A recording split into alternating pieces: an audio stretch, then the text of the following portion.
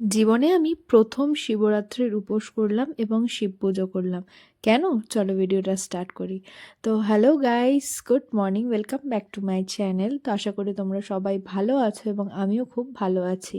তো আজকের ব্লগটা হবে পুরোপুরি শিবরাত্রি পুজো নিয়ে। তো শিবরাত্রি পুজোর অনেকগুলো পার্টস রয়েছে যেগুলো আমি কিছুই জানি না, কারণ আমি শিবকে যবে থেকে মেডিটেশনে দেখতে পেয়েছি বা ফিল করেছি, দেখতে পাওয়াটা ভুল হবে, ফিল করেছি তবে থেকেই কিন্তু আমি বাবার ভক্ত হয়েছি।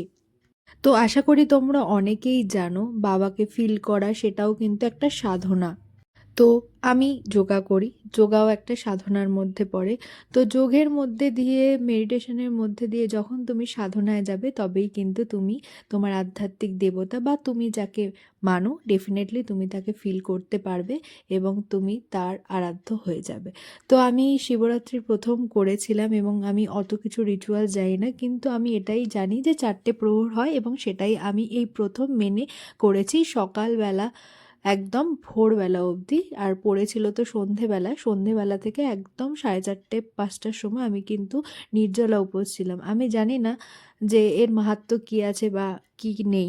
তোমরা যারা যারা জানো প্লিজ কমেন্ট করো, আমি সত্যিই তাহলে খুব খুশি হব। তো এবার আসল কথায় আসি, তোমরা অবশ্যই সবাই আমার ব্লগ দেখো, ভালোবাসো আমাকে, তাই তোমরা সাপোর্ট করলে কিন্তু আমি খুব তাড়াতাড়ি 500 সাবস্ক্রাইবারে পৌঁছে যাব এবং তোমাদের সাথে আমি নিজে লাইভে এসে কিন্তু কথা বলবো। তো চটপট আমাকে সাবস্ক্রাইব করে দাও, আর ভালো লাগলে ভিডিওটা অবশ্যই একটা লাইক করে দেবে।